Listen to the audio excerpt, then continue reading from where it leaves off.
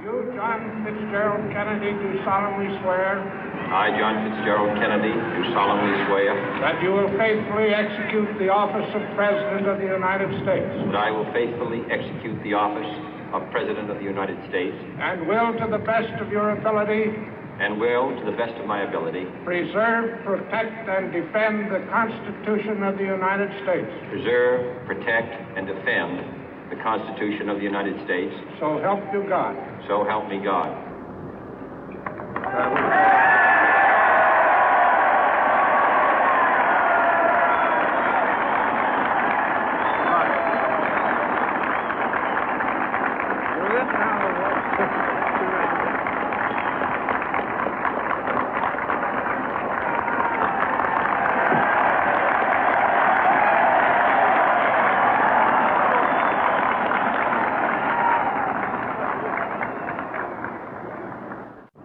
Vice President Johnson, Mr. Speaker, Mr. Chief Justice, President Eisenhower, Vice President Nixon, President Truman, Reverend clergy, fellow citizens.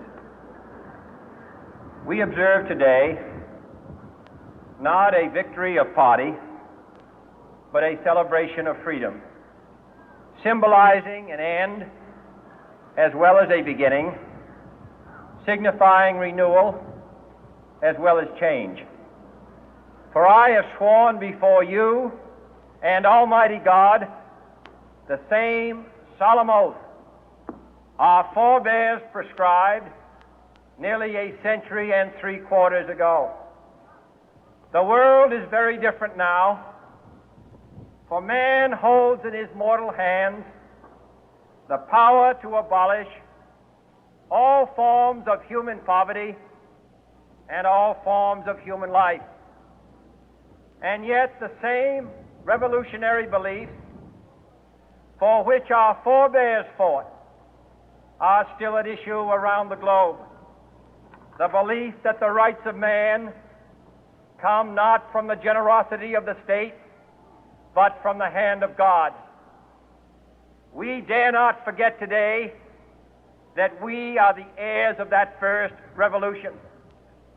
Let the word go forth from this time and place to friend and foe alike that the torch has been passed to a new generation of Americans born in this century, tempered by war, disciplined by a hard and bitter peace, proud of our ancient heritage, and unwilling to witness or permit the slow undoing of those human rights to which this nation has always been committed and to which we are committed today at home and around the world.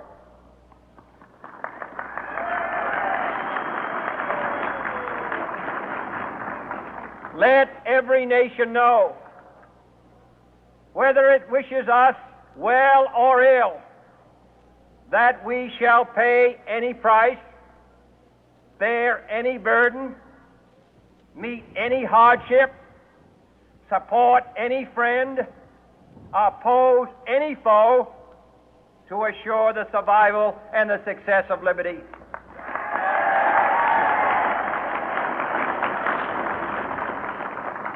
This much we pledge and more. To those old allies whose cultural and spiritual origins we share, we pledge the loyalty of faithful friends. United, there is little we cannot do in a host of cooperative ventures. Divided, there is little we can do, for we dare not meet a powerful challenge at odds and split asunder.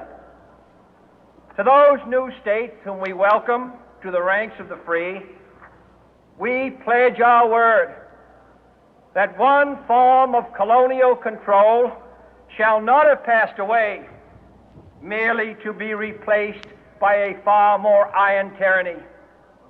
We shall not always expect to find them supporting our view, but we shall always hope to find them strongly supporting their own freedom, and to remember that in the past, those who foolishly sought power by riding the back of the tiger ended up inside.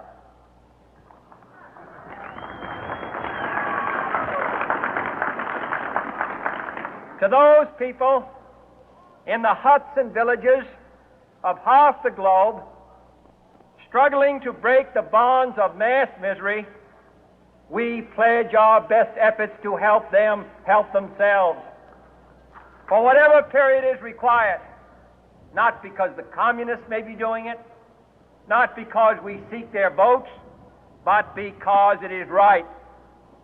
If a free society cannot help the many who are poor, it cannot save the few who are rich.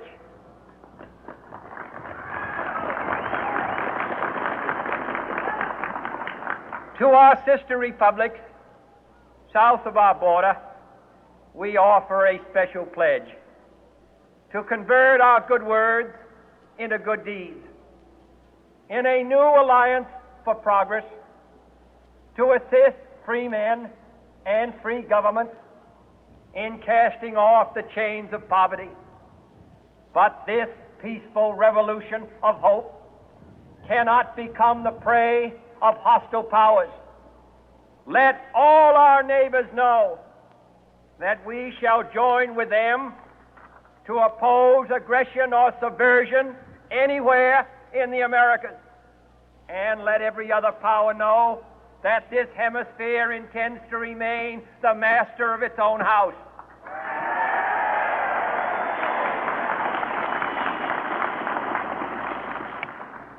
To that World Assembly of Sovereign States, the United Nations, our last best hope, in an age where the instruments of war have far outpaced the instruments of peace, we renew our pledge of support to prevent it from becoming merely a forum for invective, to strengthen its shield of the new and the weak, and to enlarge the area in which its writ may run.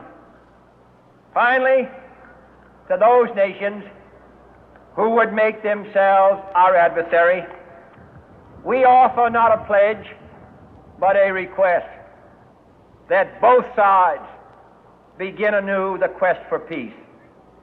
Before the dark powers of destruction, unleashed by science, engulf all humanity in planned or accidental self-destruction, we dare not tempt them with weakness, for only when our arms are sufficient beyond doubt can we be certain beyond doubt that they will never be employed. But neither can two great and powerful groups of nations take comfort from our present course, both sides overburdened by the cost of modern weapons, both rightly alarmed by the steady spread of the deadly atom, yet both racing to alter that uncertain balance of terror that stays the hand of mankind's final war. So let us begin anew, remembering on both sides that civility is not a sign of weakness, and sincerity is always subject to proof. Let us never negotiate